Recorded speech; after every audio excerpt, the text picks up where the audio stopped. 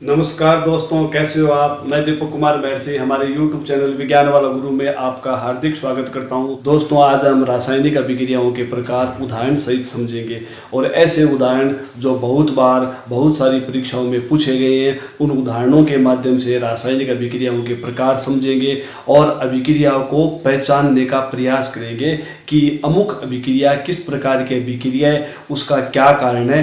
तो आइए हम शुरू करते हैं। उसमें पहली अभिक्रिया आपके सामने ये दी हुई है। तो पहली इस अभिक्रिया में आप देख रहे हो यहाँ पे जो है वो सिल्वर ब्रोमाइड दिया हुआ है और सिल्वर ब्रोमाइड सूर्य के प्रकाश के कारण दो भागों में वियोजित हो रहा है, दो भागों में टूट रहा है। यानी यहाँ पर जो है वो एक पदार्थ दिया हुआ है, इधर दो पदार्थ बन गए। तो पदार्थों की जब संख्या बढ़ जाती है, यौगिकों की संख्या जब बढ़ जाती है, तब वह अपघटनीय अभिक्रिया होती है, डीकंपोज रिएक्शन होती है। उसका कारण ये होता है कि अभिक्रिया में पदार्थों की मात्रा बढ़ गई। एक नंबर बात। अब अपने को पहचानना है कि ये जो आपकी डीकंपोज अभिक्रिया है वो किस प्रकार की है। तो यहाँ पे आप देख रहे हो सूर्य के प्रकाश के कारण जो ये AgBr है उसका वियोजन हो रहा है। तो हम इसे कहेंगे ये प्रकाशीय अपघटन है, यानी प्रकाश की उपस्थिति में, सनलाइट की उपस्थिति में होने वाला अपघटन जो है वो प्रकाशीय अपघटन है। इस प्रकार से हमने जो है अभिक्रिया की पहचान की। यहाँ पे आप देखिए ग्लूकोज है, ऑक्सीजन है और जल है, इनसे ऊर्जा निकल रही है। यहाँ पे आप देख रहे हैं ऊर्जा निकल रही है। तो जब ऊर्जा बाहर निकलती है तो एक्सोथर्मिक रिएक्शन होती है, ऊष्माक्षेपी अभिक्रिया होती है और ये श्वसन है। सजीवों के अंदर जो श्वसन होता है, सजीवों में ग्लूकोज, ऑक्सीजन और जल की उपस्थिति में क्या होता है, ऊर्जा निकलती है। तो हमारे शरीर में प्रत्येक कोशिकाओं में माइटोकॉन्ड्रिया में संपन्न होने वाली ये अभिक्रिया है। ये माइटोकॉन्ड्रिया में संपन्न होती है सजीवों के अंदर। श्वसन है, तो श्वसन जो है वो एक प्रकार की कौन सी अभिक्रिया होती है, ऊष्माक्षेपी अभिक्रिया होती है। इसलिए ये जो अभिक्रिया है वो ऊष्माक्षेपी प्रकार की अभिक्रिया है। यहाँ पे देखिए तीसरी अभिक्रिया में कॉपर ऑक्साइड और हाइड्रोजन से क्रिया करके कॉपर व पानी बना रहा है। यहाँ पे आप देखोगे कि कॉपर के साथ ऑक्सीजन जुड़ा हुआ है, यहाँ पे ऑक्सीजन रिमूव हो गया है। तो ऑक्सीजन के हटने को हम अपचयन कहते हैं, रिडक्शन कहते हैं। तो यहाँ पे क्या हो गया, अपचयन हो गया। किसका अपचयन हो गया, कॉपर ऑक्साइड का कॉपर में अपचयन हो गया।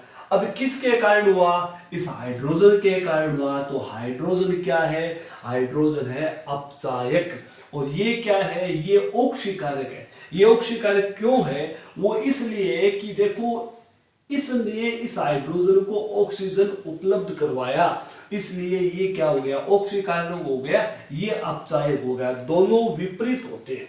आपकी अभिक्रिया यहाँ पे अपचयन होगी। क्यों होगी, क्योंकि यहाँ पे हाइड्रोजन जो है उसने क्या किया, यहाँ से ऑक्सीजन को हटा दिया।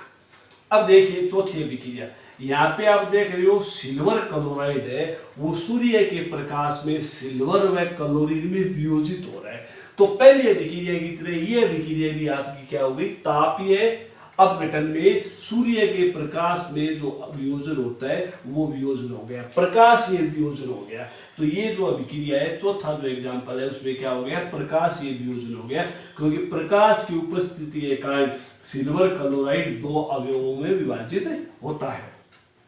फिर आप पांचवा देखिए, पांचवें में आप देख रहे हो लेड नाइट्रेट को गर्म करने पर लेड ऑक्साइड और नाइट्रोजन डाइऑक्साइड और ऑक्सीजन गैस प्राप्त होती है। यहाँ पे देखिए कि यहाँ पे एक ही यौगिक है और यहाँ पे आपको 3 यौगिक प्राप्त हो रहे हैं। तापीय अपघटन हो गया, क्योंकि ताप की उपस्थिति के कारण ये जो लेड नाइट्रेट है वो अपने 3 अवयवों में वियोजित हो गया, डीकंपोज रिएक्शन हो गई है।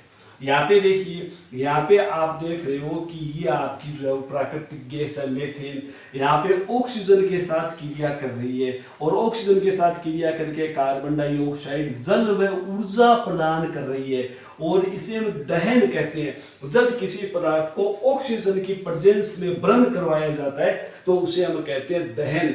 तो दहन जो अभिक्रिया है उसमें क्या होता है, अपने को ऊर्जा मिलती है, तो ऊष्माक्षेपी प्रकार की अभिक्रिया होगी। यहाँ पे आप देखिए सातवीं रिएक्शन में देखिए आप देखोगे कि कैल्शियम ऑक्साइड है वो जल से रिएक्शन कर रहा है और एक पदार्थ बन रहा है। यहाँ पे पदार्थ है एक से ज्यादा, यहाँ पे एक पदार्थ बन रहा है, पदार्थों में कमी आ रही है। तो जब पदार्थों में कमी आ जाती है तो संयोजन अभिक्रिया हो जाती है, एडिशन रिएक्शन हो जाती है। तो एडिशन रिएक्शन की परिभाषा क्या है? जब दो या दो से अधिक पदार्थ या यौगिक मिलके एक पदार्थ का निर्माण करते, एक यौगिक का निर्माण करते, तो वो संयोजन अभिक्रिया होती है। यहाँ पे आप देखोगे कि दो पदार्थ है, दोनों ने मिलके जो है वो एक पदार्थ का निर्माण कर दिया, तो ये संयोजन अभिक्रिया हो गई। यहाँ पे आप देखिए कि ये जो आयरन है और कॉपर सल्फेट के साथ रिएक्शन हो रही है। पीछे वाली वीडियो में ये रिएक्शन मैंने बताई भी थी कि आयरन और कॉपर सल्फेट की जब रिएक्शन करवाओगे तो आयरन जो है वो कॉपर को हटा देता है। यहाँ इधर कॉपर था और यहाँ पे क्या हुआ कि इस आयरन ने इस कॉपर को हटा दिया और कॉपर अलग हो गया। तो जब एक तत्व है दूसरे तत्व को हटा देता है तो वो विस्थापन अभिक्रिया कहलाती है, डिस्प्लेसमेंट रिएक्शन कहलाती है। और डिस्प्लेसमेंट रिएक्शन में क्या होता है? डिस्प्लेसमेंट रिएक्शन में हमेशा ही जो है वो तत्व अपना स्थान बदलते हैं। तो स्थान बदलने के कारण जो विक्रिया होती है वो कौन सी विक्रिया कहलाती है? डिस्प्लेसमेंट रिएक्शन कहलाती है। इसी प्रकार से आप देखोगे कॉपर है और ऑक्सीजन के साथ क्रिया करके कॉपर ऑक्साइड बना रहा है। तो यहाँ पे जो है वो दो तत्व है, यहाँ पे एक तत्व है। तो ये अभिक्रिया वैसे योगात्मक अभिक्रिया हो गई है। वैसे अभिक्रियाओं के प्रकार में एक अभिक्रिया कई प्रकार में शामिल हो सकती है। तो ये अभिक्रिया योगात्मक अभिक्रिया में भी शामिल है और ऑक्सीकरण अभिक्रिया में भी शामिल है। क्यों? क्योंकि यहाँ पे कॉपर ऑक्सीजन के साथ क्रिया करके कॉपर ऑक्साइड का निर्माण हो रहा है। यहाँ पे आप देखोगे नाइट्रोजन है वो ऑक्सीजन के साथ क्रिया करके जो है नाइट्रोजन ऑक्साइड बना रहा है ना, वैसे इसे नाइट्रिक ऑक्साइड कहते हैं। तो यहाँ पे आप देखोगे तो यहाँ पे क्या हो रहा है? यहाँ पे भी जो है वो संयोजन अभिक्रिया का निर्माण हो रहा है। दो पदार्थ है, इधर नाइट्रोजन ऑक्सीजन, इधर एक पदार्थ बन रहा है, तो ये संयोजन अभिक्रिया होगी। यहाँ पे आप देखोगे सिल्वर नाइट्रेट कॉपर के साथ क्रिया करके जो है वो कॉपर नाइट्रेट और सिल्वर बना रहा है। तो यहाँ पे भी क्या हुआ? स्थान परिवर्तन हो गया, यानी कॉपर की जगह जो है वो सिल्वर आ गया, सिल्वर की जगह कॉपर आ गया। तो ये विस्थापन प्रकार की अभिक्रिया हो गई। 12 नंबर प्रश्न में आप देखोगे कि मैग्नीशियम कॉपर सल्फेट के साथ क्रिया करके मैग्नीशियम सल्फेट और कॉपर का निर्माण करते हैं। तो यहाँ पे क्या हुआ? विस्थापन अभिक्रिया होगी। मैग्नीशियम ने कॉपर को पार भगा दिया, बाहर का रास्ता दिखा दिया।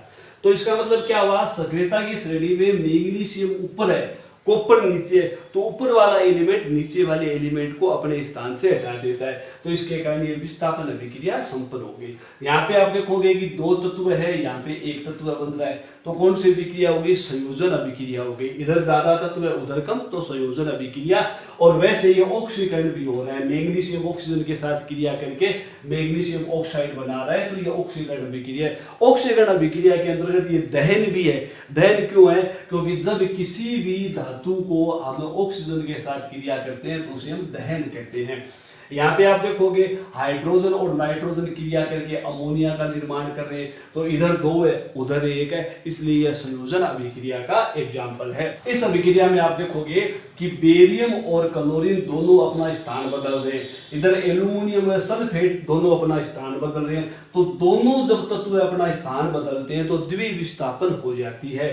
द्विविस्थापन का मतलब यहाँ से जो है वो इसने स्थान बदल लिया और इसने भी जो है वो स्थान बदल लिया, तो दो जब एलिमेंट स्थान बदल लेते हैं तो द्विविस्थापन जो है वो अभिक्रिया हो जाती है, डबल डिस्प्लेसमेंट रिएक्शन हो जाती है। यहाँ पे इसमें देखोगे आप 16 नंबर के अंदर यहाँ पे क्या हो रहा है? सल्फर के साथ हाइड्रोजन जुड़ा हुआ है और यहाँ आप देखोगे सल्फर के साथ जो है वो हाइड्रोजन हट गया और ऑक्सीजन जुड़ गया, तो इसलिए इसमें क्या हो गया? ये रेडॉक्स अभिक्रिया का जो है वो एग्जाम्पल हो गया। क्यों हो गया? क्योंकि हाइड्रोजन जुड़ रहा है, ऑक्सीजन हट रहा है, तो ये जो वो रेडॉक्स प्रकार की अभिक्रिया हो गई। यहाँ पे इसके अभिक्रिया के अंदर देखोगे कि जो एल्यूमिनियम है, एल्यूमिनियम कॉपर को हटा रहा है, तो ये जो है वो विस्थापन अभिक्रिया हो गई। क्यों हो गई? क्योंकि यहाँ पे कॉपर है, वो कॉपर हट रहा है और उसकी जगह एल्यूमिनियम जो है वो आ रहा है, उसके कारण ये अभिक्रिया जो है वो विस्थापन अभिक्रिया हो गई। यहाँ पे हम 16 नंबर अभिक्रिया में देखेंगे। यहाँ पे आपके दो यौगिक है और दो यौगिक मिलकर एक यौगिक का निर्माण करते हैं। तो इस प्रकार से ये कौन सी अभिक्रिया होगी? ये आपकी अभिक्रिया हो गई संयोजन अभिक्रिया होगी, क्योंकि दो मिलकर जो वो एक का निर्माण करते हैं, तो ये संयोजन प्रकार की अभिक्रिया होगी। इसमें 17 नंबर में देखोगे बेरियम और पोटेशियम दोनों स्थान बदल रहे हैं। बेरियम भी बदल रहा है स्थान, पोटेशियम भी स्थान बदल रहा है। यहाँ पे देखिए बेरियम जो है क्लोरीन के साथ था तो सल्फेट के साथ आ गया, इधर पोटेशियम जो है वो क्लोरीन के साथ आ गया। तो इस प्रकार से दो तत्व स्थान बदलने के कारण आपस में जो है द्विविस्थापन प्रकार की अभिक्रिया हो गई। यहाँ पे देखिए आपका एल्यूमिनियम हाइड्रोक्साइड है, इसके दो टुकड़े हो रहे हैं, एक ये बन रहा है एक ये बन रहा है। तो इस प्रकार की जो अभिक्रिया है उसमें क्या होता है? अपघटन अभिक्रिया कहलाती है, क्योंकि इधर एक पदार्थ है और इधर जो है वो दो पदार्थ बन गए। तो इस प्रकार की अभिक्रिया को हम अपघटन प्रकार की अभिक्रिया कहते हैं। ये भी अपघटन प्रकार की अभिक्रिया। यहाँ पे आप देखोगे पोटेशियम क्लोरेट है, उसका भी वियोजन हो रहा है, उसके भी दो टुकड़े बन रहे हैं, इसलिए जो है वो अपघटन प्रकार की अभिक्रिया हो गई। इस अभिक्रिया को देखोगे तो यहाँ पे एक क्षार है एक एसिड है। क्षार व एसिड जब आपस में अभिक्रिया करते हैं तो उसे हम कहते हैं उदासीनीकरण। और उदासीनीकरण जो अभिक्रिया होती है वो हमेशा ऊष्माक्षेपी प्रकार की अभिक्रिया होती है।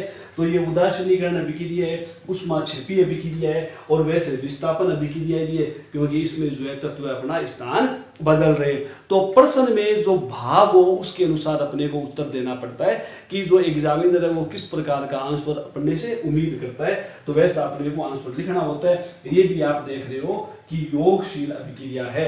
तो इस प्रकार से मित्रों आपको अभिक्रियाओं के प्रकार समझ में आए होंगे। विथ एग्जाम्पल मैंने देने का प्रयास किया है। या आप मेरे चैनल में पहली बार आए हो तो मेरे चैनल को सब्सक्राइब करें, वीडियो को लाइक करें, ज़्यादा से ज़्यादा शेयर करें। जय हिंद।